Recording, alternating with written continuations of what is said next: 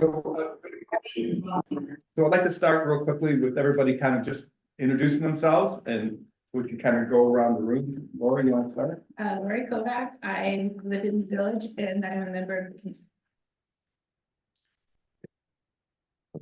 I'm Jeff Whitesole. I'm currently the secretary of the Citizen Advisory Committee. I'm Tom Perhodich and live in South Beach.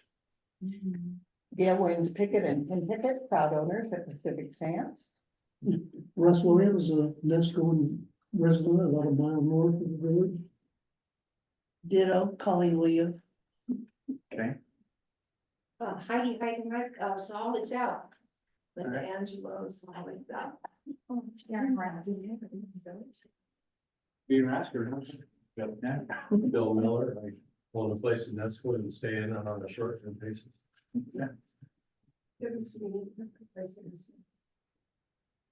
Missy Ross, homeowner here in Nestwood, as well as the clubhouse manager for this beautiful place. Just one caveat, if the phone rings, I'm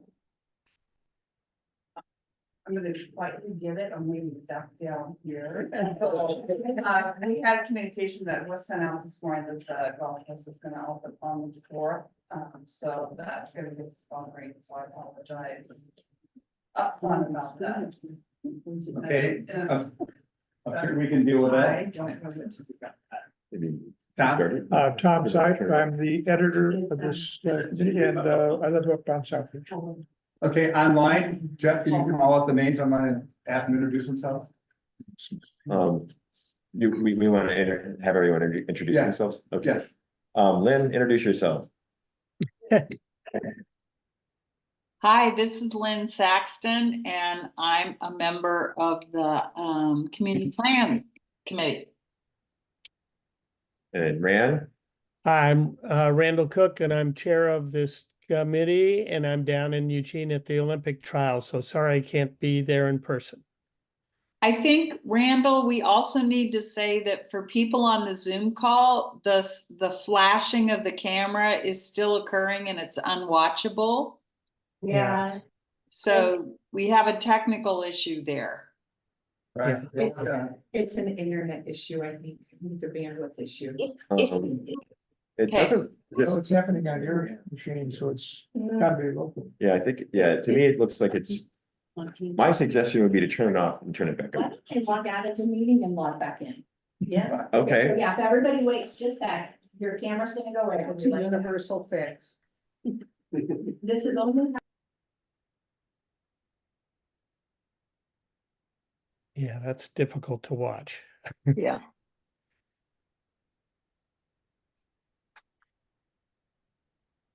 Well, the Olympic trials must be fun, Rand. They are. It's Old Hayward Field is no longer. It's a very amazing Oh, I venue. know. I so know. we're gonna continue introductions while we're messing with the video. Rand, or let's see, Rand, you introduced yourself. Nancy, do you want to go next? Sure. Nancy Vandell, property owner up in Nesco and Crest. And Garth? Yes, this is Garth Branda and property owner up here on the knoll, and I apologize in South Beach, and I apologize for not being able to attend. I had my knee replaced last week, so I'm I'm looking forward to maybe next week's session in person. But thank you. Good decision. Yeah, I hope. And Michael? Michael Beachley, I serve on the bylaws committee and our property is in South Beach. And you're also the parliamentarian. Oh yes, by the way, point of order, I am also the parliamentarian. Helena? Okay. So we get it. I'm Helena Brecki. I live in South Beach. I don't have a role on the NCIC. I do volunteer with the Community Emergency Response Team. And Jim?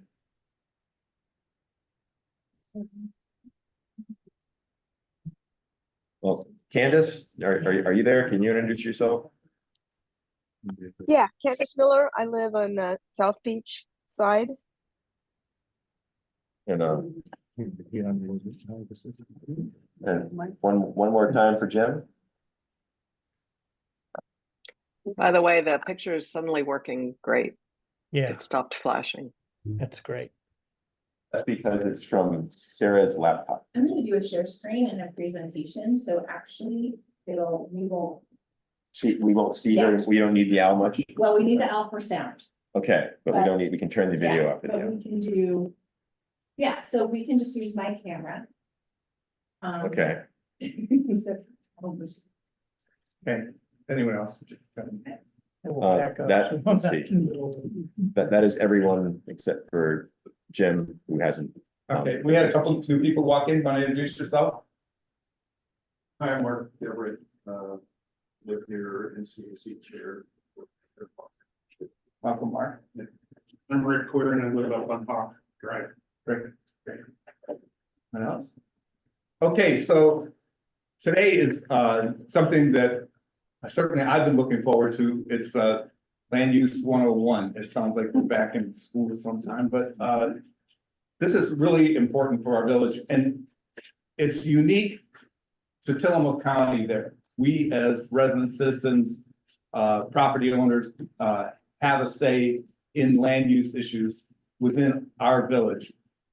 It's unique to our county. They allow unincorporated communities like us to have input into the decisions that the county ultimately has to make. So it's important that we understand the basics of land use, how decisions are made. And so this is something that relates directly to our involvement, kind of goal one in the state of Oregon about citizen participation in these decisions. So with that, and go ahead, Joe. Sorry. I notice we have a lot of new faces here. Maybe you guys spend a minute talking about the community plan and like why we're here at all. So every unincorporated community in Tillamook County, because we have this unique relationship with the county, has to develop a community plan. Among other things, it contains all of our ordinances that govern land use. And so you'll see, if you went to the community development planning website, you'll actually see a whole list of ordinances for Nescoin only. You know, there'll be Nescoin R1, or residential 1, or R2, residence commercial. So there, we have our own zones. So part of the community plan that we are redoing, which was last approved by the county in 2001, is to have us have input into, has anything changed in the last 23 years? Do we want to make recommendations that might be different than what were made back in 2001? So that's what we're doing. We're reviewing the plan. It's a long process. The timeline, if you went to our website, you'll see the whole timeline. We don't have to go through that now. But this is part of the process. The community plan also has other elements to it, about our relationship with federal, state agencies, other plans for the community, the vision and values for Nescoin. This, though, is at the core, land use. So that's what we're talking about today. So ultimately, this process will lead to our recommendations in the revised community plan to the county. And that's what we're here about. So Sarah? Thank you, guys. Sarah Absher, who is Director of Community Development for Tillamook County. All right. Thank you. Good morning, everyone. Can you guys hear me okay online? Lynn, can you hear me? Okay, very good. All right. So I'm going to do a share screen. I have a presentation. Land use can be very dry. So I try to put something together that's a bit more interactive. If you have questions along the way, please stop me. I've got Lori and Jeff to help with questions, making sure we're monitoring the chat and for questions in the room. And so there will not be a test when we are done. For the planning commission, I actually put a test together. Quite embarrassing. And I use it actually, no, it was great. It's a learning tool. I use it for staff as well. When you fail a test, and it's a great learning. Lori was kind enough though to bring paper and there's some pens out there. So if you do want to make some notes, please feel free to do so. This is part one of a two-part session. So today we're going to talk about the overarching plan. You know, we're going to dive into Nescoin a little bit. but we're gonna talk about Oregon's overall statewide land use planning program. And then the next session we have, we're gonna take a deeper dive into Nescoin. So I wanna make sure this program at a state level or at a local level feels relevant to all of you. And it might actually, like, my goal when I give this training and this session is for people to leave and go out into your community and look at something and go, oh yeah, I remember, I didn't know that until I was visiting with Sarah about Oregon's land use. So that's my goal. So if I don't meet it, please let me know. I got work to do. So I'm gonna go ahead and do a share screen real quick.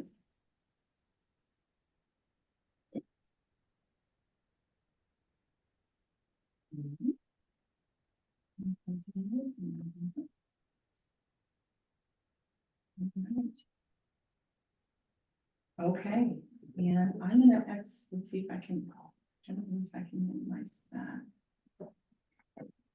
Okay. So I'm gonna try to drop that down. And they don't see that in the, but like they're not seeing that on the online. So No, but they are seeing in the the, room.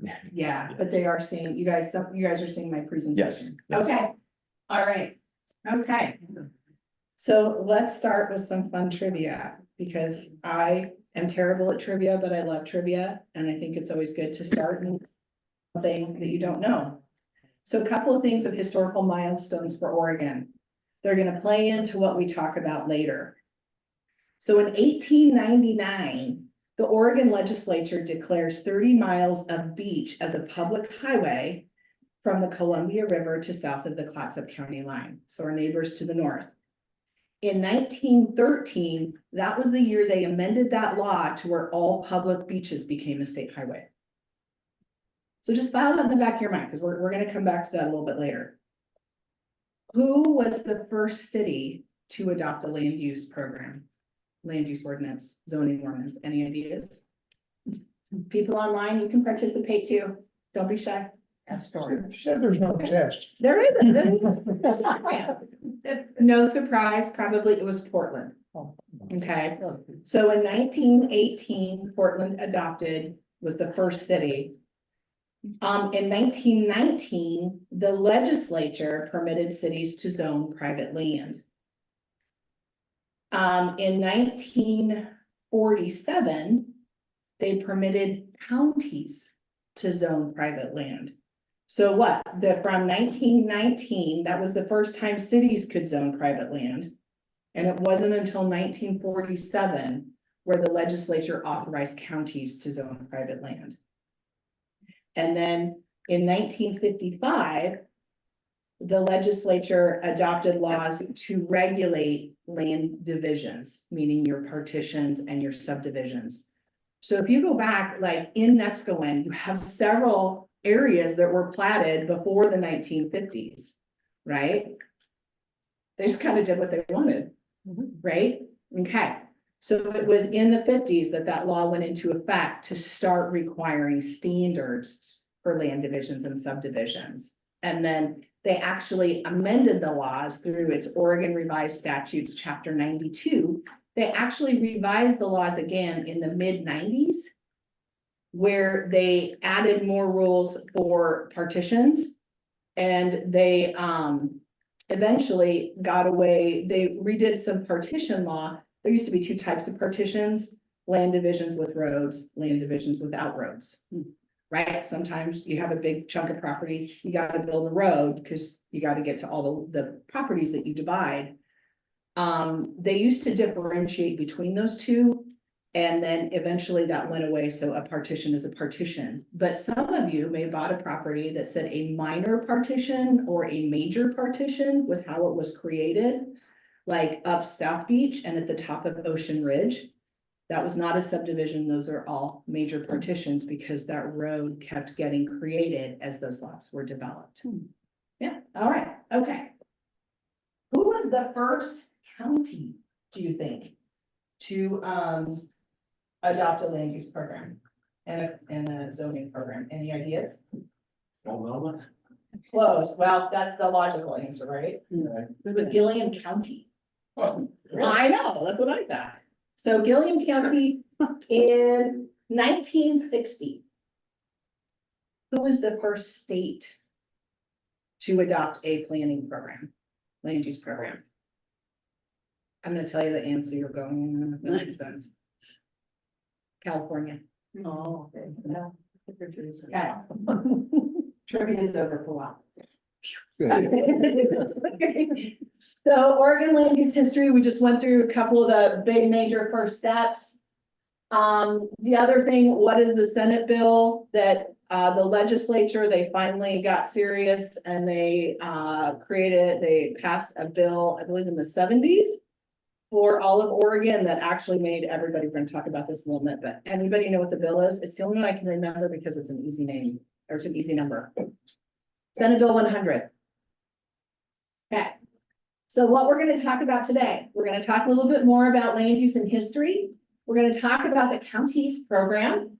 We're gonna talk a little bit about Nescoin, your ordinances and your policies, but that we're gonna take a deeper dive into our next session that we're going to have on July 9th. Is that right? That was the 23rd, July 9th, is SB 406. Thank you, the 23rd. Thank you. Okay. We're gonna talk a little bit about development standards and criteria. The Nescoin community plan and ordinances and the development standards versus criteria. These will be common themes in everything we're going to be doing for quite a while. Okay. I'm going to talk a little bit about type 1 through 4 processes. So we have to have processes when we do review land use applications and proposals. There's different kinds. There's actually 4. So we're going to talk a little bit about those. And then we're going to talk a little bit about process, hearings, planning commission and the board of commissioners, appeals, and when decisions are final, when they stand is what the legal term is. All right. So a little bit what we just talked about. Step 4, I'm going to add to it from 1969 to 1971. This was the first Senate Bill 10, that required every city and county to have a comprehensive land use plan that met state standards. Well, part of the reason for Senate Bill 100 is because Senate Bill 10 failed. It was not, cities and counties were like, no, we're not really going to do this. Nobody was really crazy about the state standards. They weren't really clear. So Senate Bill 10 just kind of bumped along. But what was interesting about Senate Bill 10 was that the governor actually had authority to come in and do the work for a city and county if they didn't do the work themselves. So the governor could also grant an extension. And as I said, in the bottom, most cities and counties refused. They said, no, we're not doing it. So 1973, Governor Tom McCall. So he went to the legislature and said, we need Senate Bill 100. We've got to get everybody on the same page. So what came out of that was task number 1, which was to adopt a series of statewide planning goals to govern development of local comprehensive land use plans. So we're going to talk about those a little bit, and we're going to bring them down into Nescoin. Basically, those policies in those statewide planning goals, there's 19. Those policies then created state law through Oregon administrative rules and Oregon revised statutes, right? And then they eventually trickle down and they get to us. So what is a statewide planning goal? It's a set of expressions or policies on land use and related topics like citizen involvement, housing, and natural resources. Most goals are accompanied by guidelines, which are suggestions on how they are to be applied. Guidelines are not mandatory, policies are. So you've got a few of those. We've got them in the comp plan. You've got them in your community plan. There's some things that are aspirational, and there are some things that are a you shall, right?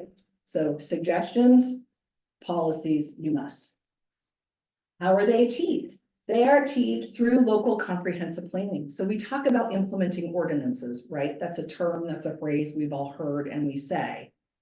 It's those ordinances that make that work stick. Okay, it's the ordinances that are the permits. It's the permits that come based on those ordinance reviews. All right. So must be consistent. A comprehensive plan must be consistent with the statewide planning goals. So what that means is the work of the legislature, which anybody know the agency that was created by Governor McCall to do the work with the statewide planning goals? LCDC. Very good, LCDC, yes. Yep, okay, so, yes, see who's reading. And who knows. All right, so LCDC, that was their job. Okay. What year was Tillamook County's comprehensive plan acknowledged? Acknowledged meaning it was adopted and recognized by the state. 1981. Okay, so fun side fact. One of the Tillamook County Planning Commissioners was on the Citizen Involvement Committee that helped create and put together our comprehensive plan. He's still on the planning commission. Isn't that That's not amazing? me. It's not God. He got to take the test too. Bless his heart. Yeah, no, Who is it? Don LaFrance. Down He worked for the Department of Forestry. State forest. Mhm. Yep. So bonus question, what is unique about our comprehensive plan in Tillamook County? I already did it. Did you? Okay, I remember. do you remember? Who remembers? What's unique? Come on, Jeff. We have our own zones for every community. Yes. Okay, so yes, but I'm gonna roll it back before that was done. The voters of Tillamook County voted on the comprehensive plan and passed it. You didn't tell us that. Yeah. Oh, no, that's good. You can't take on my tricks. Yeah, right. Okay, so we are the only county in the state of Oregon where our comprehensive plan, all those policies, all of those you shall or we shall. We were the only county in the state of Oregon in the early 80s to take our comprehensive plan to the voters, and the voters passed it.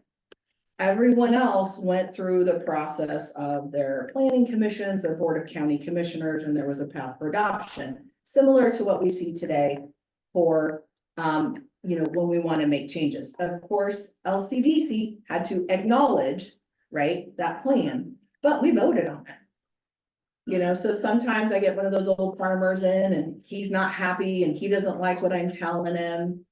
And I'm like, so-and-so, did you vote for this? Because I know you were around. And they usually say no. They were the no votes. But that's something that's very unique to Tillamook County. Okay, so here's another thing some folks may not know. Oregon's planning laws also apply to state agencies. They have to follow the same rules. So like ODOT, I know, right? ODOT has to get permits. When they do a bridge or a bridge repair replacement and it's in an estuary and it's an area that floods, they have to get permits too, and they have to follow those rules.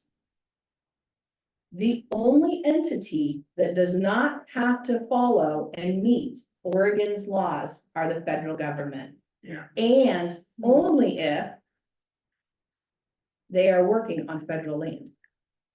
So if the federal government is coming to do work on somebody else's land that they do not own, they gotta follow the rules. They gotta meet the laws. So like the Nestucca Bay Refuge, there was a acquisition a couple of years ago before they did a bunch of work. Part of that was because they didn't want to go through permitting processes. So they bought the land. Are all our signs up here that declare that national? Refuge. Mhm. That's all federal now?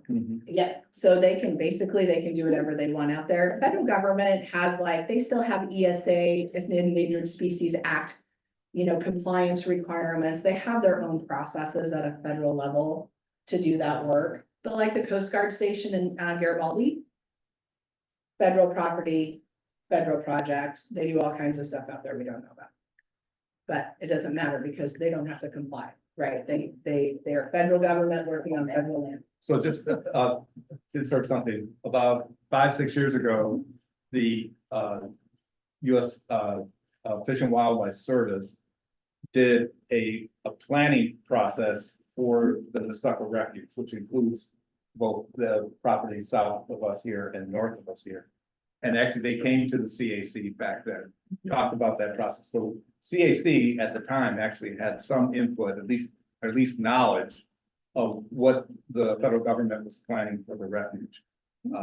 So it's an example of one what the CAC could do, but also what Sarah's saying is that it was their planning process. They didn't have to go to the county at all for what their plans are for this land. Who physically owns this in Armature?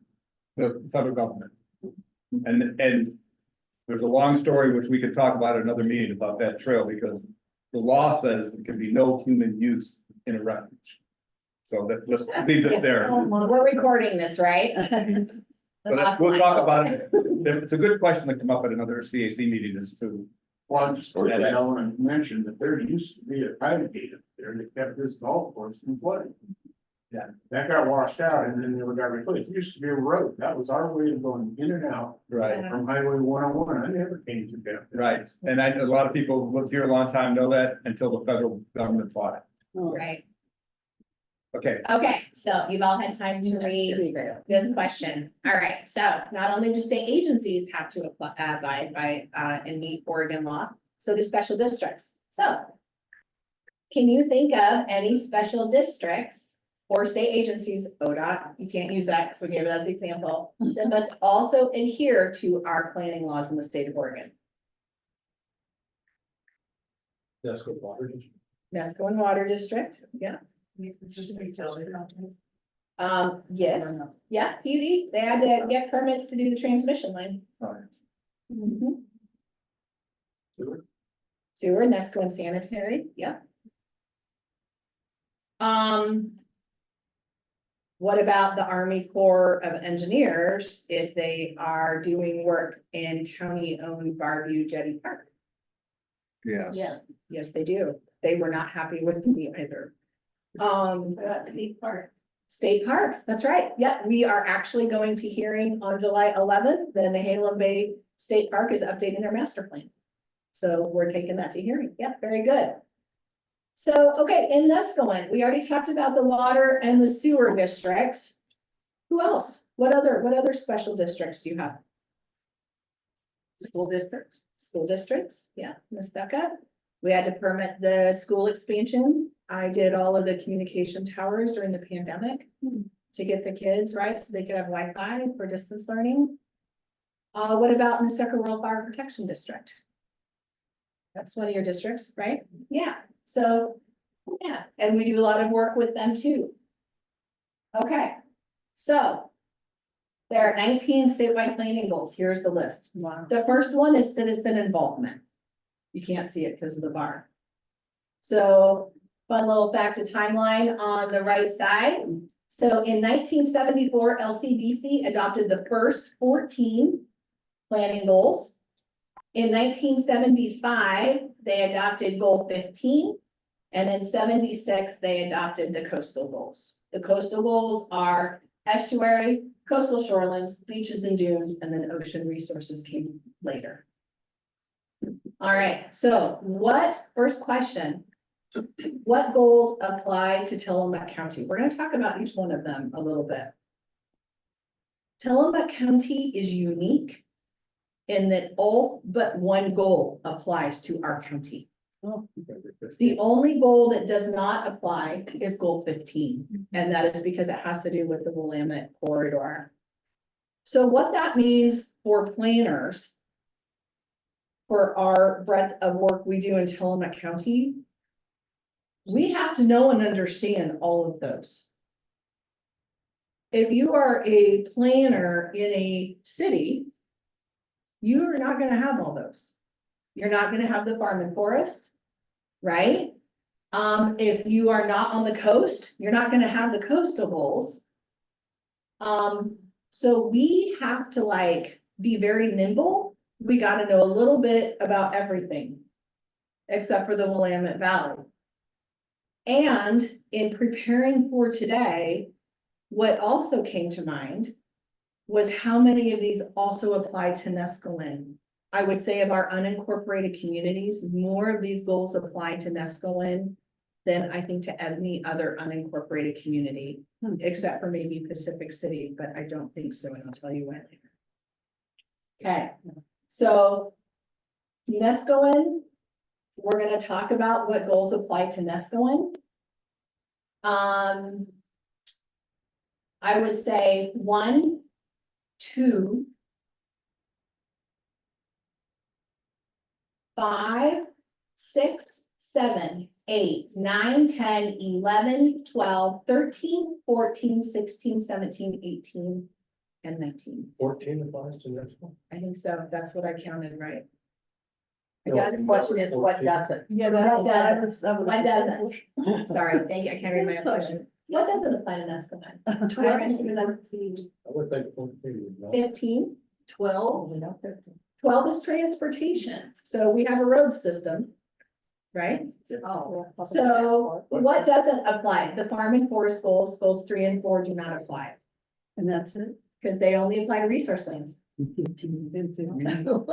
Within our community boundary, do we have resources? You do not. It's borders resources. It borders, but you do not have any. So goals 3 and 4, farm and forest goals do not apply. Those apply specifically to farm and forest zones.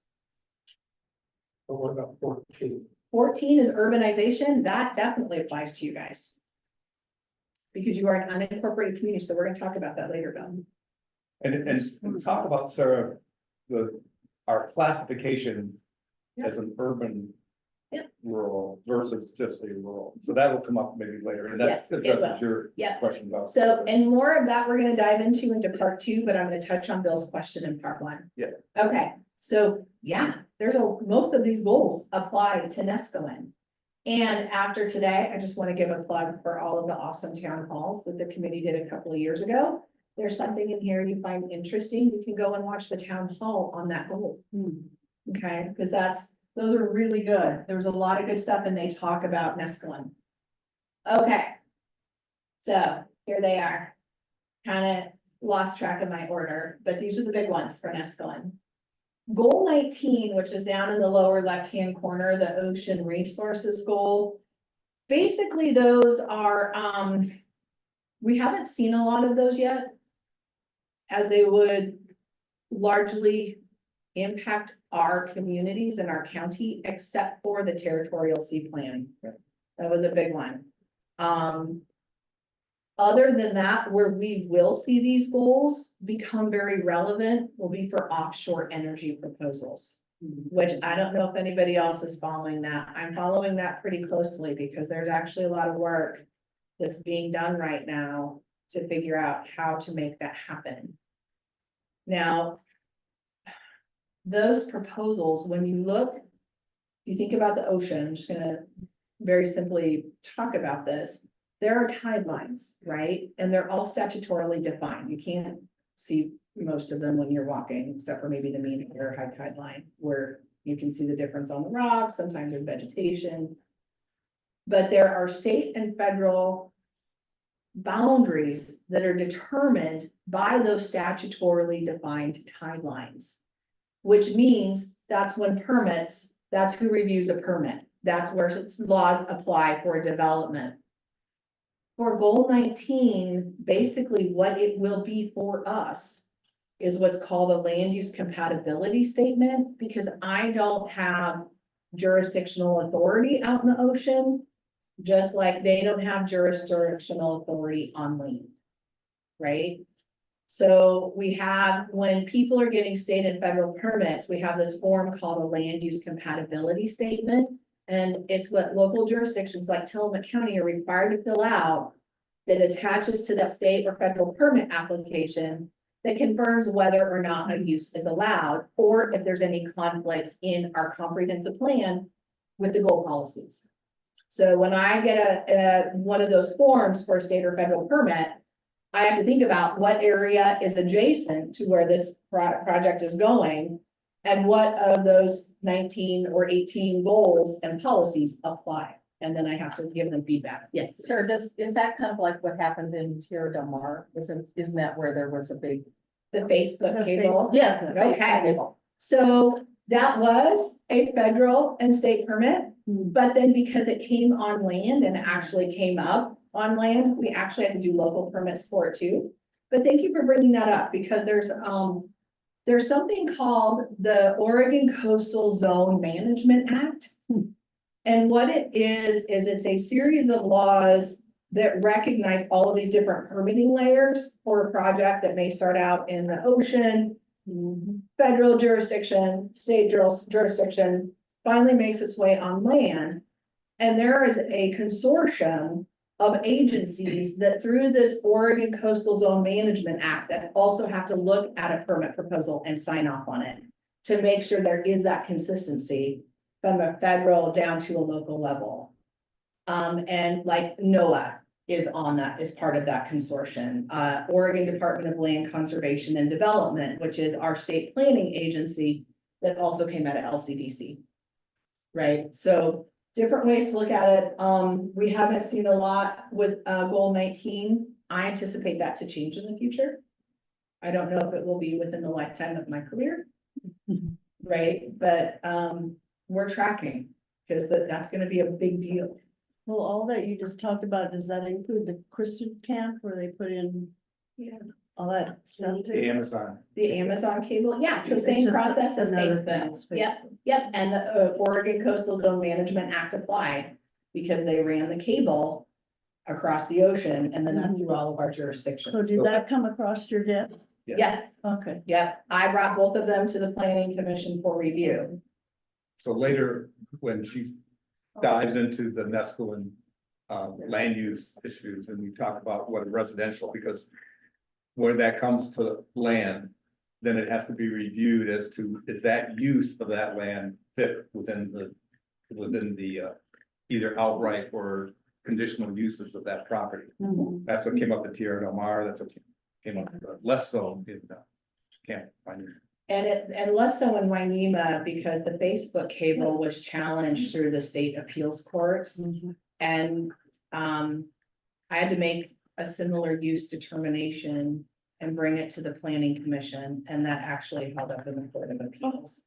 So when we got to Wainema, because of those court decisions, that precedence was set, and it was a much quieter, smoother process for Wainema. Okay, so these are our buckets we're gonna talk about today. Okay, so goal 1 is citizen involvement. Many planners and directors would tell you that is the most important goal. In spirit of land use, of Oregon's land use program, is to make sure that citizens are involved and that they are informed. And that there's a process to basically like participate in a land use decision. So, we see applications and the fees can start getting into a couple of $1,000s. Because we have to charge whatever the proposal is, we have to charge appropriately for our time. If there's public hearings, I have to make sure those fees include the publication costs for the newspaper, right? Hearing costs, venues, etc. An appeal fee though, and jurisdictions can determine their own fees. So I do a cost analysis, say, okay, salary, time, average cost, how many hours, the complexity, that's how we do our fee schedules. So jurisdictions can put those together on their own. Fun fact, the building codes division, before you alter permit fees for building permits, actually has to be reviewed and approved by the Oregon State Building Codes Division. So building codes, you don't get to do that. Planning, we can set our own fees. However, state law requires that a jurisdiction charge no more than $250 for an appeal. So I know, so when an applicant can pay thousands of dollars. Someone who has a concern is paying $250, which my average cost to publish a hearing notice in the Headlight Herald, because that's our newspaper of record, it's about $500. Okay, so that's just to put it in the paper. But the reason why the state did that goes back to goal 1. Anybody should have the ability to challenge a decision if they think it should be challenged. Right, so that's why the appeal fee is $250. Now, second appeal fee is if you keep going up, and keep challenging a decision, then that doesn't apply. It is only that initial appeal. Okay, Why is the so first one so expensive? the applications, Yeah. because we have to review it. Because that's where, I did a staff report actually for a pretty simple proposal that's also going to the planning commission in July, and I think my whole packet was about 50 pages. Because I have to do an analysis with legally defensible findings on any type of a review. And the appeal does not cause so much work? Oh, it causes, think about just going back to Facebook. We had 4 appeal hearings. Yeah. I had to notice it a few times. It was a tremendous amount of work, $250 for the first one. Yeah. And we measured the paperwork that, the planning commission, just what they had to reproduce for the 7 of us. You don't forget about the number of pages, it weighed in pounds. Yeah. There were some we delivered because it was cheaper to drive here. Yeah. Than to mail them. And their time and everything is it's incredibly expensive. It is. But going back to the spirit of citizen involvement, it opens the arena if somebody feels that something has been allowed or not allowed. And they do not agree with the decision, the public has the ability to pay a fee that, that hopefully is, possible to challenge a decision. And that fee has not changed. I would say in the 20 years that I have been doing this, I've not seen that fee change. So, yeah. Okay, so first question, what does involvement look like to you? We talk about citizen involvement. We notice you on hearings, you got the CAC. Sometimes we have a public hearing, you get, copies of the letter if we made a decision. You're within so many feet of a property, but what does citizen involvement look like to you? Easily accessed. Easy access, thank you. It's a great point. What does easy access look like? Making it available on Zoom, providing explanations that are as simple as they can be, if that's not your subject, and most of us, there is not.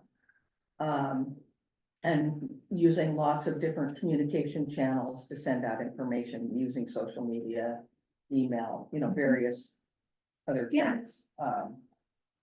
Okay. I think the most important is our personal interaction, just like even today. Meeting, getting together, talk about it. Thank you. Anybody online? Yes. Citizen involvement upholds the democratic ideal. That's Michael, right? I can't Yes. see. Yes. Thank Can't mistake him. What entities are formally acknowledged as part of the county citizen involvement? Compliance, the CACs. So state law, these policies, here's the minimums.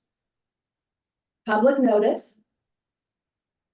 Notice of a decision for parties that participated in the review. That means if you showed up at a hearing or you wrote you wrote a letter during the open public comment period. And the planning commission. Those are the 3 minimums. One of the things that I am very proud about is that Tillamook County has always done more. Right, and that started with my predecessor, Vic Appleter. Any of you guys remember that guy? I was the last person he hired. It was me.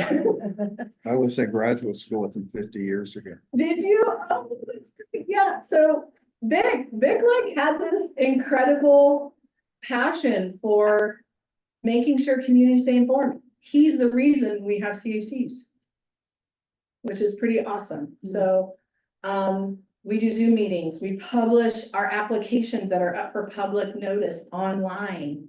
We make sure we have as many hearings as it takes, so even if an applicant pays that initial fee, if we have to have 4 hearings to get through, or 3 hearings to get through that application, I don't charge anymore.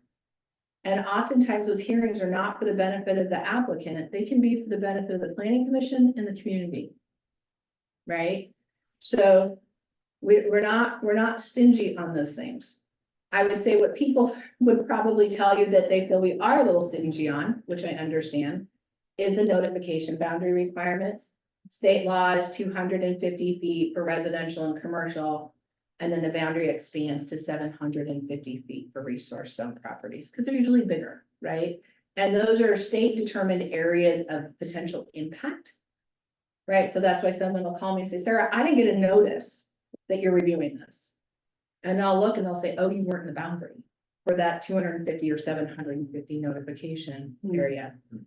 But we put everything online, right? And the other thing about Oregon is that anybody can participate in a land use review process if it's subject to public notice. We're going to talk about what is and what isn't later.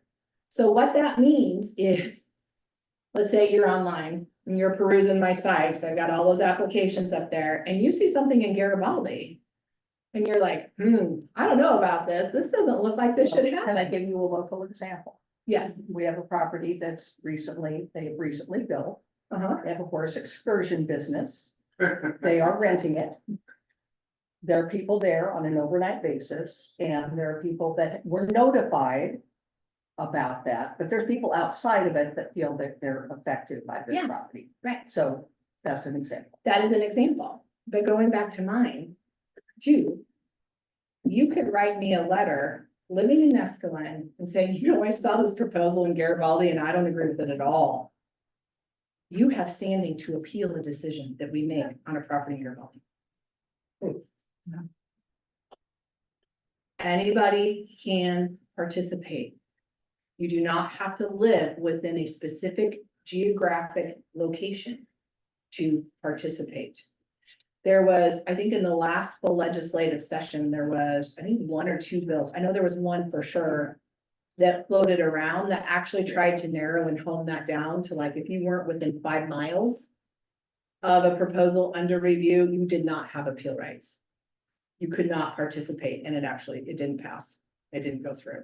So in Oregon, something in Malala you see online you don't like, you can participate from Nescawen, and you have the ability to appeal if you participate by commenting, showing up at a hearing. You don't even have to testify at a hearing. When you go to a hearing, sometimes there's those sign-in sheets. You always want to sign those because that verifies you participated, which then gives you that standing to be able to participate in an appeal or challenge a decision or whatever. So. Does that get abused at all? I think it's been exercised to the fullest extent. I've seen that a few times, yeah. There's one issue here about notification that we've lost, and that's the primary way we used to be notified, which is a public notice. And every one of these issues used to be listed on the bulletin board at our post office, which has been closed for now 3 years and 2 months. And, no, I've got it. You know, I'm on the case with the post office. Is it in Cloverdale? Do they post in Cloverdale? No. Well, yeah, but people, a lot of people have opted to get these little industrial mail slots all over the area. So they don't go to Cloverdale unless they get a notice to pick up a parcel. So, having, an actual notice is missing here, which is bad because, you know, I don't, maybe a lot of people who are commuters from other places, they're on a phone or they're on their laptop a lot, or they're still working and they're on their laptop all the time. But a lot of people here just don't pay attention to the stuff on the phone unless they're making a phone call. Right. Well, I would say in my career, one of the things that I did not appreciate was how critical a post office is. Like, I mean, just a cornerstone of a community. Total. Yeah, I mean, and when the post offices in our county started closing, we saw that. We actually got a lot of calls about that. Oh, too. yeah. Yeah. So, what article meets goal 1, it's actually Article 10 of the Tillamook County Land Use Ordinance. That's where all of our procedures are contained for all of our 4 different types of public review processes and review processes. So goal 2 says counties and cities, you must have a plan. You must have zoning.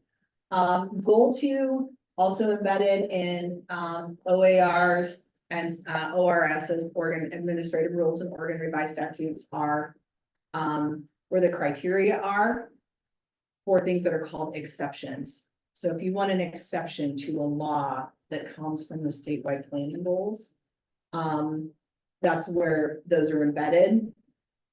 We typically don't see those, they're very rare. We did do one a couple of years ago and it was up north. There were several properties who were not eligible for riprap because they weren't developed. Like Nescoin had a goal exception, you were developed, so you did not have to go through anything besides your state and federal permitting processes for your riprap. These folks up north, they weren't developed at the same timeline you were. So they actually had to take an exception, which was a variance to state law to put the riprap up, to keep the erosion from damaging their homes.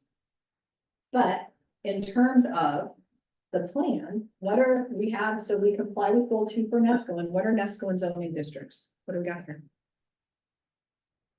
We have our R1. We have our Nescoin RR. We have our Nescoin R3. So RR is your Nescoin rural residential zone, not to be confused with the standard rural residential zone. That's special to Nescoin. R1 is your low density zone.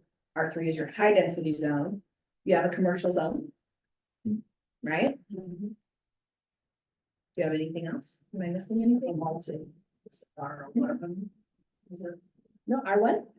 Oh, or about R1.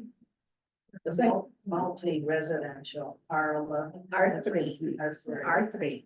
Okay. One more. R1, R2, R3, RR. Get the commercial, and then you got, I think part of that recreation management comes in within the community boundary. Nancy has a question. I'm gonna look at that because I was thinking about Yeah. that. Yes, Nancy. Was there rezoning done, Sarah, around 2014 or 15 in this one? No, ma'am. Okay. And yes, Was anything redone around 2014, 15 that affects buildability? Yes. so it wasn't a rezone. It was a new zone that was created. It was the Nescoin Coastal Hazards Overlay Zone, Okay, which applies to Nescoin. It is not an underlying zone. It is an overlay zone. So it did not replace any of your zoning designations. It added one. Like the flood hazard overlay zone, like the beach and dune overlay zone, shoreland overlay zone, right? It was, we added, but we did not change anything. okay. And so that there was no difference in terms of what areas were designated buildable or anything at that point? There was a density limit and a land division prohibition that we will get into later, because that is all part of goal 18. Okay, thank you. Yep, thank you. What is R? Rural residential, I think that's the word. I I right here. too. So the hill. it's up in the hills. Yeah, okay. So goal 7, natural hazards. So we have to make sure we add appropriate safeguards for development in areas that are subject to risk of natural hazard. What's a natural hazard? Tsunami. Ocean. Slides. Slides. Fire. Storm. Floods. Flood. How about wind there? Wind is a hazard. Yeah. Earthquake.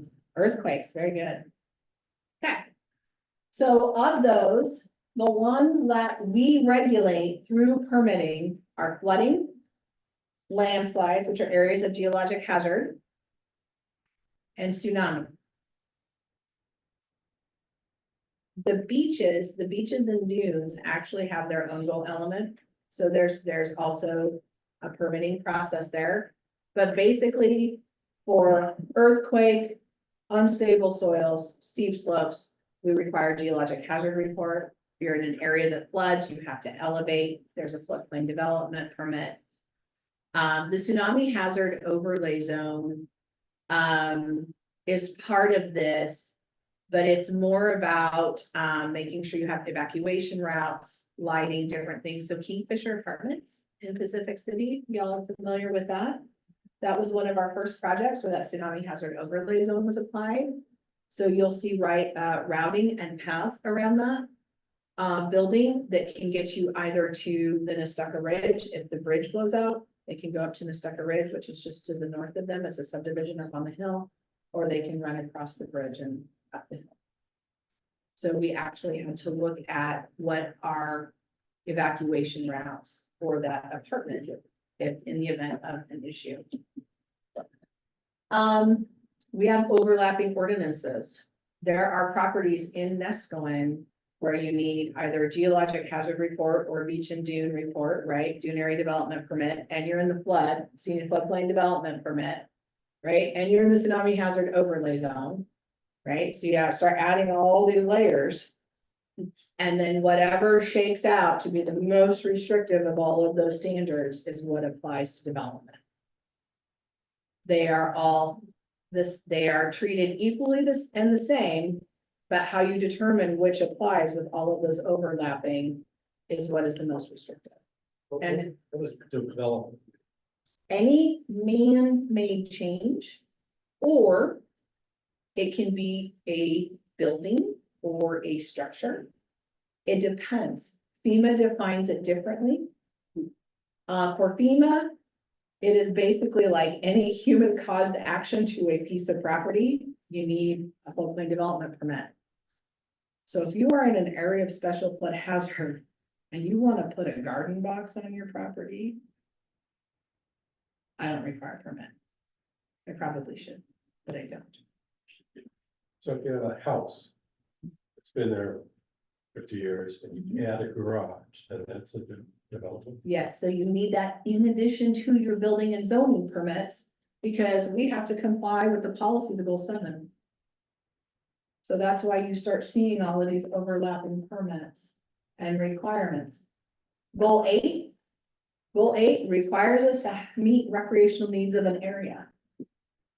So we have a recreation management zone. You have some properties, the old Kaiwanda Beach plats out in front over here off Hawk, those are zone recreation management. You have the beach, right? So that's a recreation resource. What else do you have? Well, the properties behind the old golf course, that's what I was thinking of too, zone recreation management. Golf course across the street.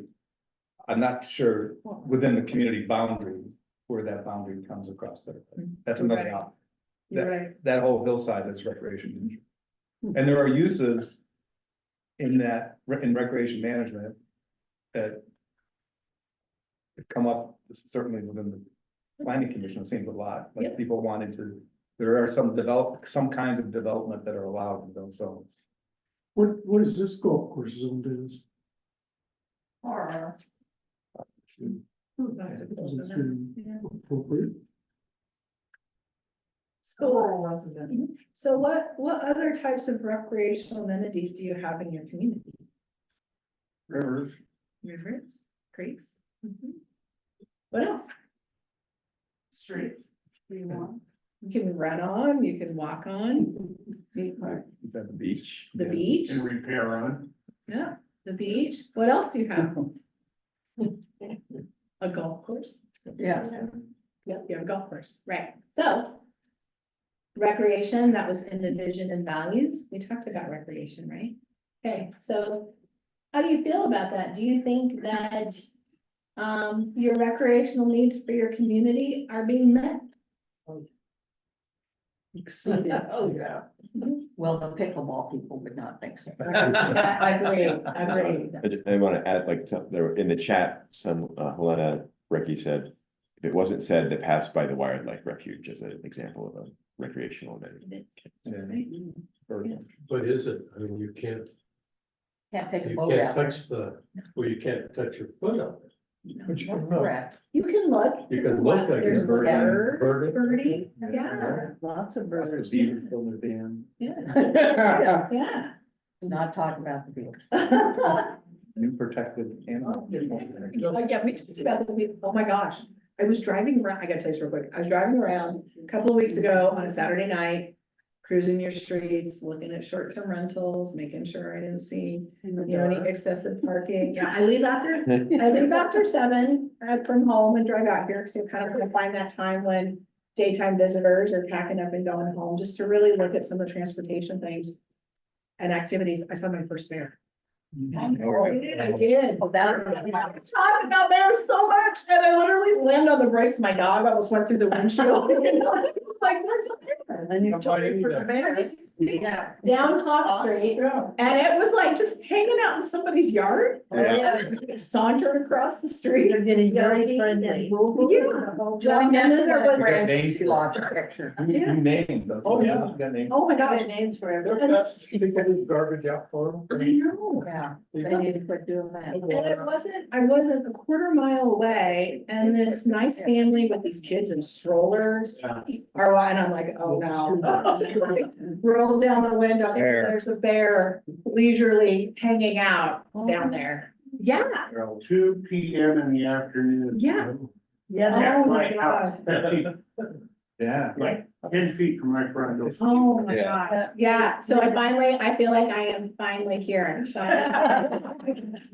You now understand those weird garbage cans that only 10-year-olds know how to. open. Right? And bears, yeah. So The little dials. in goal 8 about recreation. Yes.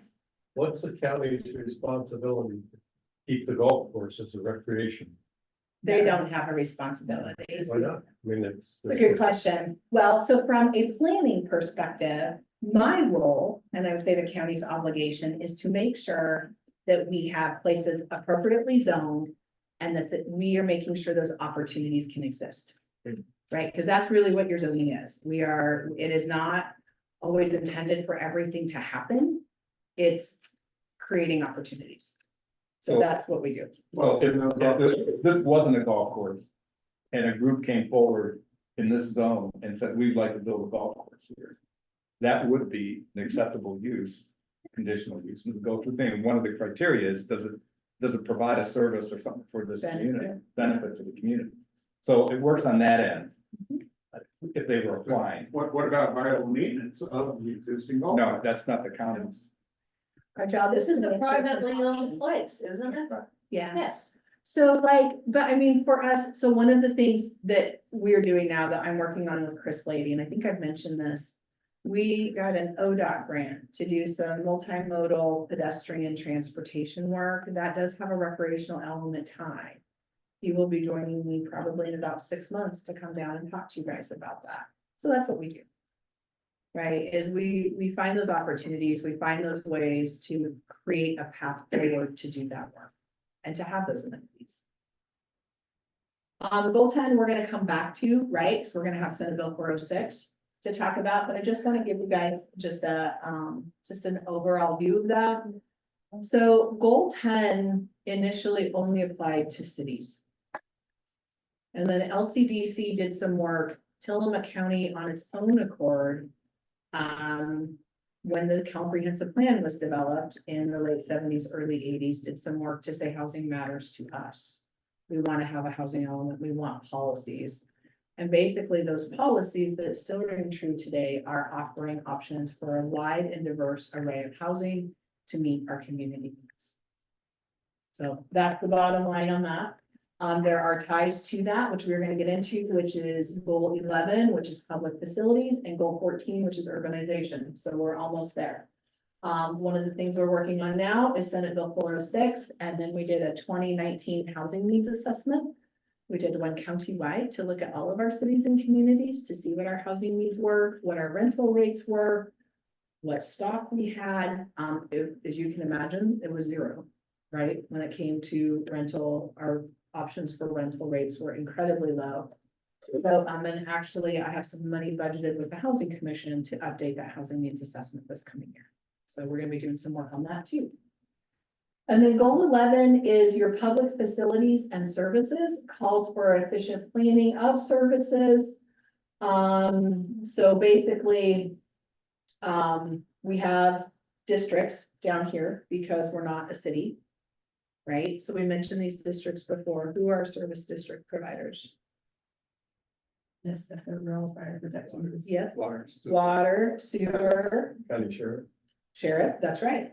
Well, that's a North County sheriff. Service providers. Service providers, yeah, right. So the sheriff's office is not a special district, but they are providers, right? Never had a naked guy in here. Yeah.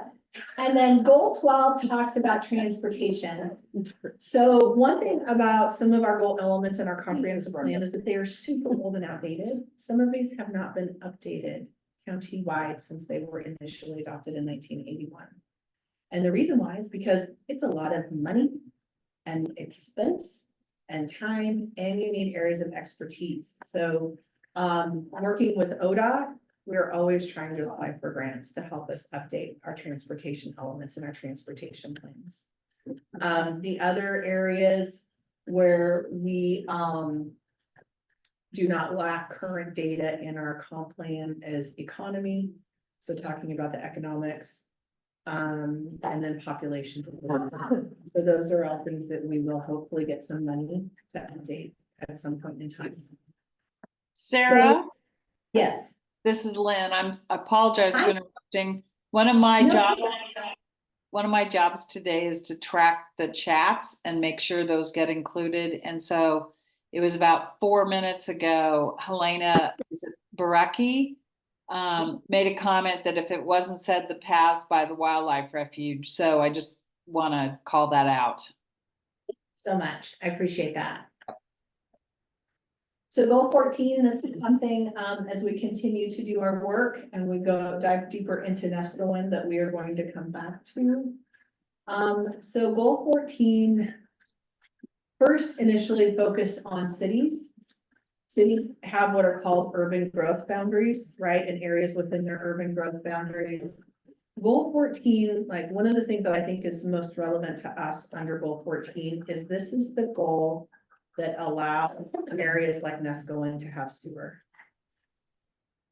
Because you cannot run a sewer line just anywhere. And the reason why is because the state decided that sewer leads to urbanization. So if we want to protect the areas that we do not want urbanized, we zone them in a way where they are not eligible and do not fall under statewide planning goal 14 for sewer. You can run a water line anywhere, but you cannot run a sewer line anywhere. I've been working with the port. So an example, you have the city of Tillamook, you're headed south, you have those huge swaths of farmland, right? And there are some residential pockets there, and then you have the port. You can't run a sewer line through farmland. No, right, because it's not urban. No. So, no, we will be doing a goal exception, so that's that variance to goal 14, eventually to run a sewer line out of the city down to the port of Tillamook Bay when they have to get rid of their sewer lagoons, because one day they will no longer function, right? That's not a in perpetuity fix. We'll have to do a goal exception to run the sewer line down the farm zone, down all those farm properties to provide service to the port. And none of those properties along that sewer line route can hook into that sewer. Right? Because that's what the law says. The law says, the policies say, only if you are in a city, an urban growth boundary, or an acknowledged, so we've used that word before, right? Acknowledged, LCDC, DLCD an acknowledged unincorporated community, which is what Nescoin is. So you don't have, your sewer infrastructure does not run throughout your community, which is fine, right? You've got some areas that still have septic systems because you don't have the sewer infrastructure. You can run those at any time. What you cannot do is run a sewer line up Slab Creek Road. It's outside your boundary. Does that mean the sewer line can run on Park Drive currently? Yes, because it's in the boundary, because it's in an acknowledged area of urbanization. And what's the process to stop that? From a planning perspective, none. To stop? I would sign, and in fact, because you would need those state permits to do that work, I would sign that land use compatibility form that says it's allowed. Because you fall under Bill 14. Your community is an urbanized, unincorporated community. Okay, I'm gonna go out and live here, but I'm talking about not having school run up.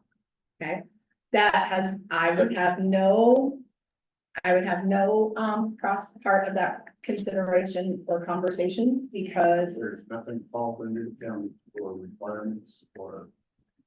it's in road right of way. So public works and others, yes, you would still need state permits.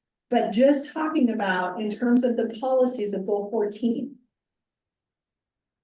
Hawk Street, that area, that northern area of Nescoin is eligible for sewer service because this law says you can have it. But this law says Slab Creek cannot.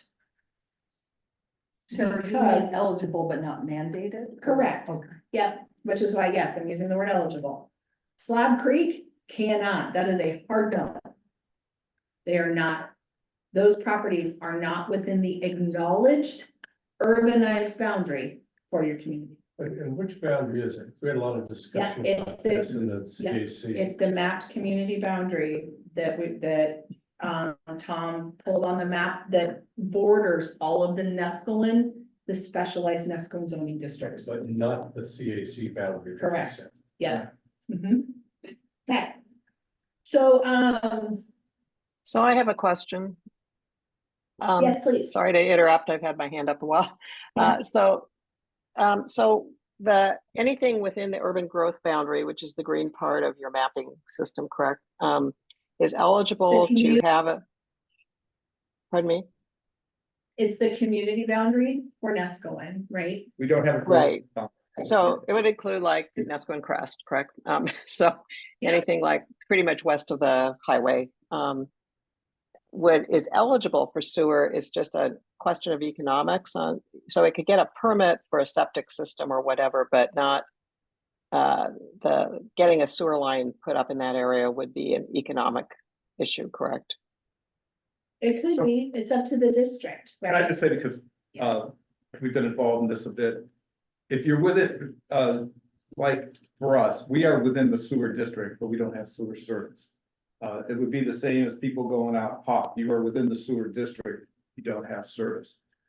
One community, the Hills of Nescoin, who is also in the sewer district, petitioned to be removed from the sewer district. And the sewer district had to approve it. I think the county actually had to approve a redistricting Correct. boundary. But they went through that process. John Beecham from Hills and Escalon kind of ushered that through. So they removed themselves from the district. One of the issues was at the time, the sewer district was thinking of running a line down 101. And it would put them, the rules are, if you're within so many feet of a sewer line, you have to hook up, and that's what they were concerned about. So they had themselves removed. Our little ridge is also thinking of doing the same. Nancy, I think where your property is not within the sewer district, which is kind of bizarre. But that part of Nesco and Crest, somehow when the sewer district boundaries were being drawn, had themselves excluded. So there's, in order to get service, you would have to vote to get within the district. And so that's a little different. The county has nothing to do with it, except if the district lines are changed, they have.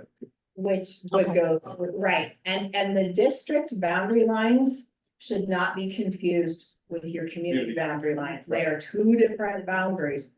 I don't care where your boundary is inside that community boundary. But if you ever want to nudge that district boundary outside of your community boundary, that's when I say no. Because then you're in conflict with these urbanization laws. So do you mean by district boundary, the sewer district boundary? Yes, that's right. Okay. Yeah. Okay, Yeah. so we may not be eligible then. Okay, sorry for taking your time on You're that. not. Thank you. Yeah. Okay, thank you. Okay, so, and we are gonna come back to this today. This is the high level, right? So come back next time. Okay. How many unincorporated communities do we have in Tillamook County? Six. Six. I'd say 15. You're close. Okay, I have to do them in order. To stop. Nesquin. Moeller. Anybody know where Moeller is? Okay. It's like, it's got a grocery store. Oh. And it's surrounded by farm, but that is an unincorporated acknowledged community. Barview, Twin Rocks, Watsiko, which is basically from Rockaway urban growth boundary to Garibaldi urban growth boundary. Everything in between is that community. Barview, Twin Rocks, Watsiko. Say that 10 times when you're. That is one community. Idaville. Idaville is an unincorporated community. Then you have Oceanside, Neatarts, right? You have Beaver, Hebo, Cloverdale, Pacific City Woods, Nescoin, and there's one more. Tierra Del No, hang on just a second. Hang on. Neocon. I said. No, Neocon. Neocon. No, did you? It was formerly known as Shangri-La. But we, or they, changed their name to Siskiyville. So Siskiyville is the 12th, and that is where Alice's is on Highway 6. So there is an Alice's on Highway 6. That is the unincorporated community of Siskiyville. Yep. Highway 6, where Alice's Country Kitchen, the restaurant is, and there's a little art gallery there. And some homes. The Mexican farmers market is? I don't know. No, I think it's down Highway 6 a little bit more. After you get past, it's like when you're literally on your way to Portland. Yeah. Tierra Del Mar and Cape Mears are not acknowledged unincorporated communities. Oh, really? No, and in fact, their zoning is rural residential 2 acre because they're not. But they were all platted a long time ago, right? So none of them are 2 acres. Goes to the Facebook. Partially, but partially, yes. But that case was an help. They did not meet the criteria to become an unincorporated community. We treat them like communities. I go to their community association meetings. We respect their identification as a community. They are very much a community, but they don't get sued. Right? They will never have more than one house on a piece of property because they're not urban. Okay, yeah. Sarah, is it worth describing, because by statute, there's a difference between a rural residential community, unincorporated community, and an urban rural unincorporated community And there's a rural service center. and rural service. Yes. So we are, and this goes to the point about urban, we are an urban, rural, residential unincorporated community. Urban rural, Urban, rural, residential community. no residential. And Really rural. if you go to statute, it's one of the things it talks about is sewer, if you have sewer district. So That's. there is a difference in statute, which we should actually, some CAC kind of post that definition of what we are. That would help a lot of confusions to this. And that'll come back when we talk about just NESCO and we start getting into your ordinances. That's exactly what we're gonna do. That's where goal 14 is also where all of those unincorporated community plans are for those 12 communities. Because they each have one, just like you do. Okay, moving on. What's an estuary? Here's your definition, an estuary. A body of water sitting in frozen Yeah. land connected to the open ocean without itself. Does NESCO and have estuaries? It's connected to- I know. What do you think? Yes or no? A trailer. Yes. Yes, yes, you do. Guy said yes. Okay, Yes. Trying to get the state to understand this. Oh. so. We have in Tillamook County, we have 1, 2, 3, 4, 5 estuaries. Tillamook County has a lot of estuaries. We are like, when it comes to Oregon's land use program, we like hit all the boxes. We have all kinds of, we got more stuff than anybody else. Does Nescoin have any areas identified in the Goal 16 estuary element of the Tillamook County Comprehensive Plan? You sure do. Nescoin Creeks, Sutton. What other ones? Butte, Hawk? Slab Creek? No, No, No, because they're outside the area. they're not to the head of time. that's going to be So- beyond the title influence. Oh, well. Yeah. So anything basically that's tidally influenced. Okay. Which includes the golf course. So Sutton Creek is, but Nescoin is, Nescoin is. wait, That's It's Slab Creek. Slab Creek. well, Slab Creek, Nescoin Creek, it's the same thing, right? But Slab Oh, Creek, Not the quite. area of Slab Creek, as we have it mapped, is not tidally influenced, so it does not have an estuary zoning designation. But all of your creeks that traverse through your community boundary, starting from up here when we get all the way up to the top of the refuge, those are all actually have estuary zoning designations. So those are zoned. And they're inventoried and they're classified. So there's a lot in the comp plan that talks about those creeks. And then shorelands. Before So, we move to shorelands. yeah. So you have a list of 5 estuaries in Tillamook County there, but our creeks are not, or is the Nestucca encompass more than just the Yeah, the Nestucca bay. and the Little Nestucca? Yeah. Okay, all right, so we're there. And then, so again, this is where you start getting into overlapping ordinances. So you have estuary zones. They are not overlay zones. Our estuaries are actually zoned. And then they are categorized by what their significance is, right? And then you may have the flood hazard overlay zone that also applies because that's typically an area of flooding. So when we did the Nescoin emergency egress route, we had to, that way. Well, and it's a long story. We had a Crystal and I had a conversation about it there. But when we did the Nescoin egress route, which did, I think, involve some grading and some different work that was done up here too, right? Wasn't there some, no, was it all On over the here? trail? Yeah, or That was a grading, new you guys didn't do any grading over here or anything? Okay, so over here, $3 million. I know. 2.7. We had to, you had your Nescoin zones, we had the estuary zones, we had the flood hazard overlay zone. And we had the shoreland overlay zone. Because these areas are also, they also fall within the goal 17 shoreland element. So goal 17 also applies to Nescoin. And I just gave away the shoreland overlay zone. So what's interesting about the county shoreland overlay zone is that the only community it calls out a special zoning setback for is Nescoin. And it's the shorelands inventory part of the refuge. You actually have an additional 25-foot setback from development from the boundary of those shorelands. Which typically how we identify them is through a wetland delineation. Shoreland inventories can be other than wetlands and estuarine areas. There's scenic shorelands like Cascade Head, like Cape Lookout, like Bay Ocean Spit. So there's various types of shorelands. The most common ones here are the refuge.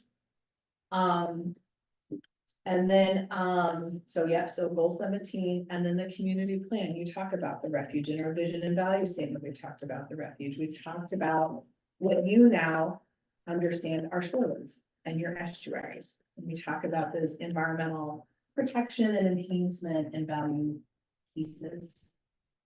Okay, so last one. Beaches and dunes. So, oh, actually, with shorelands too, real quick. So what's identified, not in your community boundary, but in your membership boundary, is the Cascade Head Scenic Research Area. Right, so that is not within your community boundary, but that is within your membership boundary as an area of interest, and that is inventoried in our shoreline element. There, I'm looking down. No. No, not all of them. Some of it's until, yeah, okay, Will that so, road ever get rebuilt? huh? Will the road ever get? They're taking input on it right now. What's that? The Forest Service is taking input on what to do with that road. So if you have some, Oh, interesting. Yeah. You know, the dirt, and let us go back, go hiking back. there, There's a go little hiking. more than that. but several landslides there that are blocking that road. So the last goal we're gonna talk about today is goal 18. So this is your beaches and dunes goal. This is where all of the beaches and dunes of the Oregon coast are inventoried and classified under state law. There are several types of dune complexes. You have your active foredunes, which is what we see here with your beaches. You have conditionally stable and young stabilized dunes. That's where you start seeing some vegetation growing. You start seeing some pine trees, right? And then you have your older stabilized dunes that almost start looking like a different landform, right? So that's where you're digging into something that has a little bit more dirt in it. It's not just sand. An older, let's see, trying to think of here. I can think of a house that was built on just off of Hawk that they had to go down through sand. So that was an active foredune, right. yeah. Oceanside, up on the hill. So you have the mountain terrace with Maxwell Mountain, but when you're first going into Oceanside and it's very heavily wooded, you see some trees up there. That's an older stabilized dune. How a whole 7? I don't know, I can pull up. That's on salt. That's on- It's not stable. It's on 7. By the way, the mat and bench are up there now. So, on the high T, just in case. Oh, they are better now? They're up there. They put them up yesterday. Yes. So what state law says under goal 18 is that you cannot develop basically on any type of dune complex except for an older stabilized dune. How many older stabilized dune areas y'all have in this community? Right, okay. So how did you get here? Except By car. An exception, very good, yes. So goal 18 actually has several exceptions built into the law. Because what it recognized is that communities like Neskowin have already been developed. Communities like the west side of Pacific City, by 1970, they had a lot of folks there. Tierra Del Mar, Cape Mears, right? All of these areas where you are on an active foredune and at best a younger stabilized dune. All of those under these laws say no residential, commercial, or industrial development. So exceptions were taken. Okay, the community of Neskowin has an exception to the first implementation requirement of goal 18. Because you were already here, your lots were platted, you had streets, you have homes. So that's why you can still build today in this community.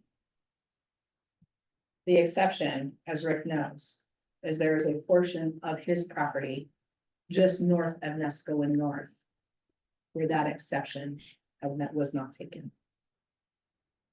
So the surveyor, the dune management person I hired $10,000, didn't say the east side is. Well, they did a dune inventory, they did a dune analysis to find those dune complexes that you could build on, but you did not have the blanket exception. We actually had to go through the NRCS soil survey and Rick had to hire somebody to do that. But he did say that that was a stabilized.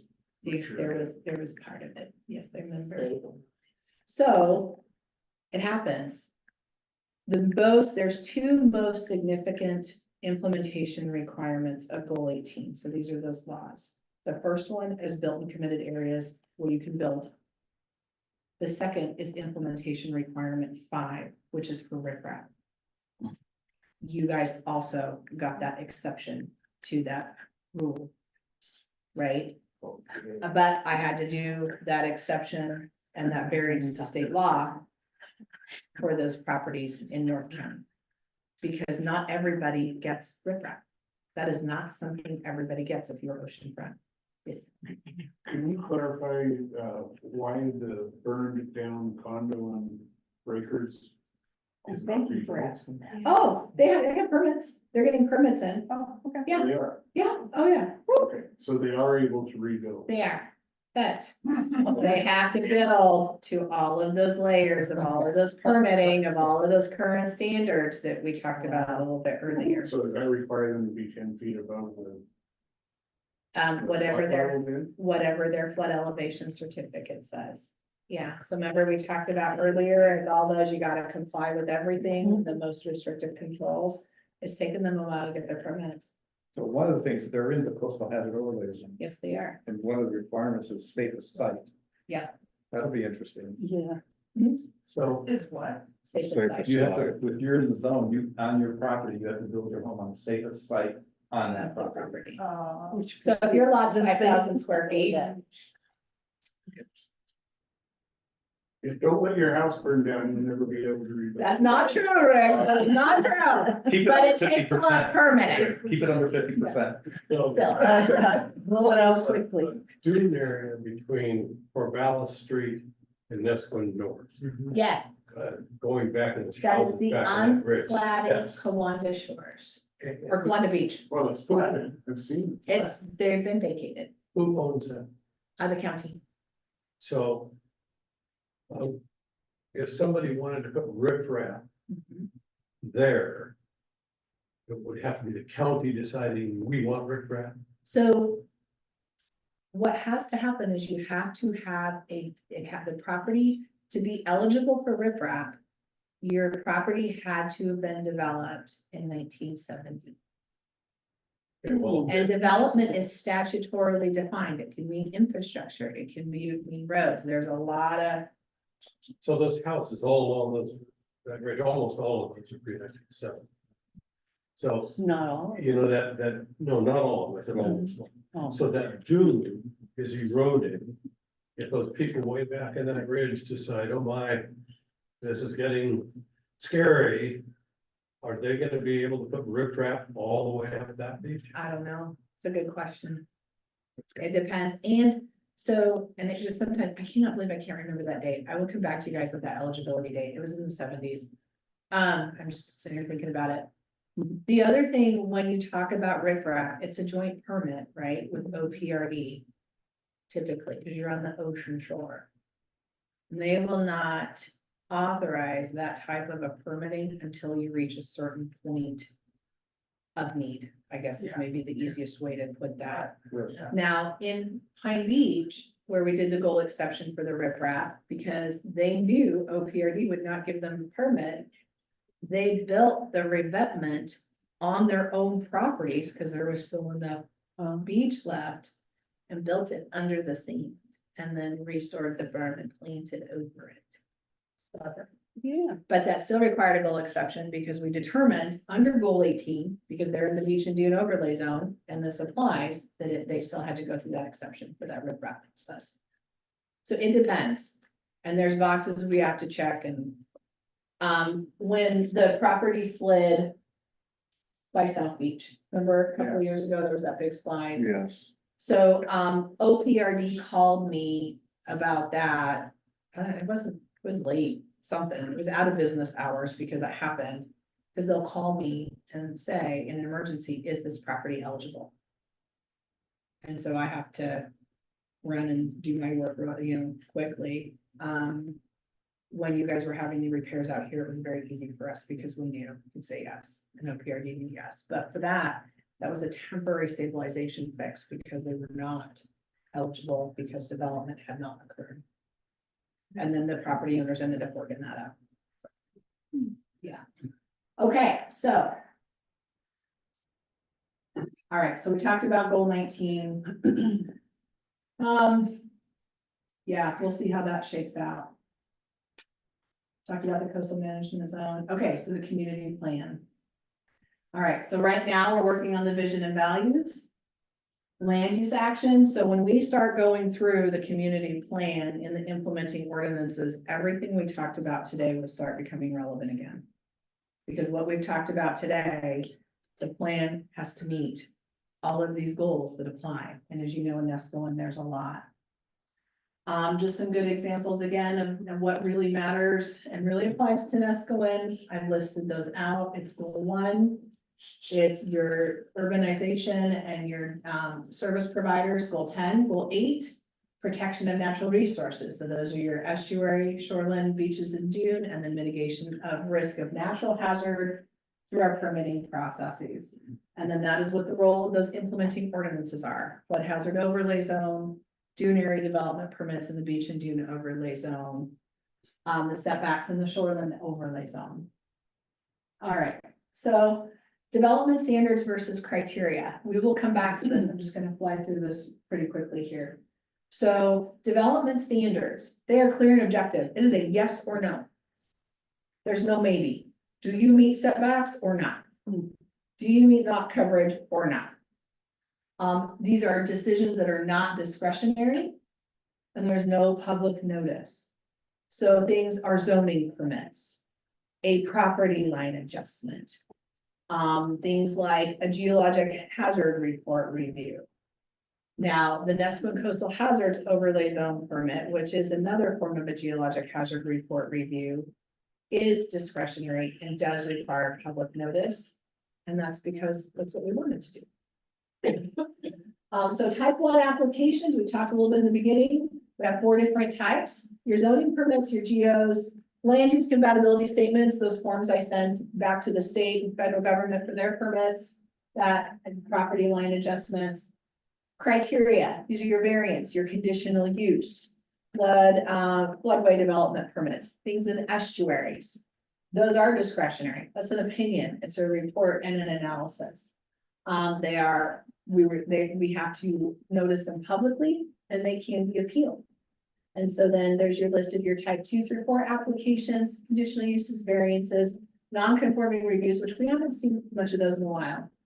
An exception, that is not a goal exception. There is a separate exception process and it's an exception to a resource zone setback. So as we talked about earlier, you have farm and forest zones that surround your community. So I will go up past Hawk Creek Hills. Yeah, there's a stretch of lots there that are accessed by an easement. I think the Schlichting family owned them years ago. They're actually like a peninsula into the forest zone. So there is an exception process to allow them relief, to give them relief from the 100-foot setback requirement that is imposed if you have a dwelling, you want to put a dwelling on a property, it has to be 100 feet back from a farm or forest zone. Which is another conversation when we get closer into our ordinances. So subdivisions, legislative text amendment, that is a type 4, and that is what we are going to do when we bring our ordinances forward. So the other thing I want to show you real quick was when we talk about zone changes, when we talk about ordinance changes, these are the criteria that have to be demonstrated to be met to say yes. And the first one is consistency with comprehensive plan policies. So let's go back to the top. The top is the overarching statewide planning goals, county comprehensive plans, right? Everything, and then your ordinances. Everything has to be consistent. Nothing can fall out of line or be contrary to the other. So when we talk about consistency with the comp plan, with your community plan updates, I have to go back through the county's overall comp plan and all these statewide planning goals and write a report that confirms the changes you want to make are consistent. Because it all comes from the top of those statewide planning goals. You're one busy lady.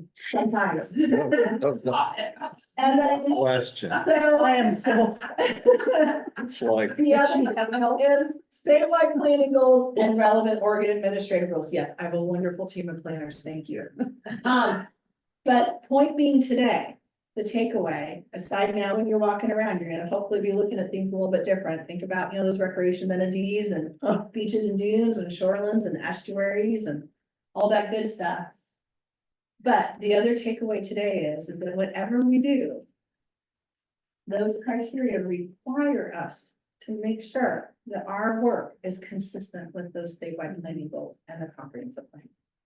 So as the committee does their work, what I will be thinking about and flipping through my inventory of our county policies is this consistent? Can we do this? Do I need to say something? Do we need to refine something? Right? That's gonna be my job, because I'm not the one that's gonna have to bring that forward and help you demonstrate these or that. So, we're gonna come back to this as well. This is an Article 10, so I mentioned that earlier when we were talking about citizen involvement in the land use plan. Article 10 of the land use ordinance, all of those type processes are outlined, tells you what requires public notice, what doesn't. We have a couple of different appeal periods for decisions based on what it is.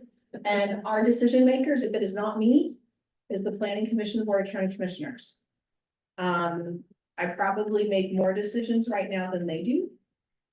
But I do the little stuff and they do the big stuff. Things like conditional uses and variances. If I don't want to make the decision, I can actually ask the Planning Commission to. And that happens on occasion if I'm looking at a similar use determination, so maybe use that's not allowed in the zone, and I think it should work, and it is similar. Sometimes I kick it to them because it starts setting precedents. Right, when I make a decision, sometimes I gotta be careful because it can be a slippery slope. So if I'm worried about what that decision may result in the future, I'm gonna ask the Planning Commission to help me make that decision. I think you also, if there's a lot of public interest Yeah, in a and particular thank you. decision, Yeah, you'll kick it to us. I will kick it. So that there can be an open hearing. Yeah, exactly. Thank you for saying that. All right, so that is my presentation on Oregon's land use system. Thank you for not falling asleep. Thank you, Sarah. Yeah. We're gonna have, land use 102. What is that? What's 102? 102, that'll go back down a little bit further Yeah. to Nesca one. When is that? When's it? Well, okay, so on the 9th, Mhm. we have SB 406. Yeah. So you're going to go deep into one topic. Right. And then on the 23rd, We're that's back. the just next, the 102, the next 102. development. So we got two more, and very important, the Senate Bill 406, which is very important in how they impact Nescoin. And then, of course, as the deep dive, I would really encourage you all and bring others, because the deep dive is going to lead directly to some of the we made to the CAC. Has there been an email about the 23rd if someone wanted to sign up, have to sign up for Zoom? Not Yeah. yet. The next. No, that's been in the last 2 The emails. ninth, Time, July 9th, the time, Jeff, on July 9th, 6 PM. 6 p.m. 6 p.m. July And 9th. it's going to be in the In the gallery, In the gallery. gallery. Hawk Creek Gallery. That's on July 9th. You can actually sit, if you daydream, you can look at the walls and Please do. wish they could get another one to buy any of those things. What's the And then, agenda on that meeting on July 9th? I didn't catch that. 6 o'clock, No, what's the agenda? that's Senate Bill 406, which is a bill that was passed this year specifically for Tillamook County, which essentially made us unincorporated communities follow the same guidelines about housing as the cities do. So do you like? So, Sarah, Mhm. I just want to share again in my chat, wearing my chat responsibility hat. People are very appreciative. Everyone loves this. It was a valuable presentation. It was very informative. And there is a request for access, hey, Sarah, to the slides. And so maybe if you just send those to us, we can post them on the NCAC website or something clever like that. But everyone loves your presentation. Thank you. Thank you so much. Thank you. And Thank y'all. go back and look at those town halls. If there was a goal element, you're like, that's interesting, I want to know more. they actually brought in other experts. Right. Like OPRD came, the Department of Forestry came, DLCD came, they are actually really cool, so. Yeah. And they're Yeah. available on the Yeah, the website, website, all of them. Yep. Okay. Thank you all. Thank you. Thank you. Thank you very much. Yeah, you're welcome. If you want to purchase anything here. Okay. Thank you so Sarah. much. Thank Thank you you. very much. This was great.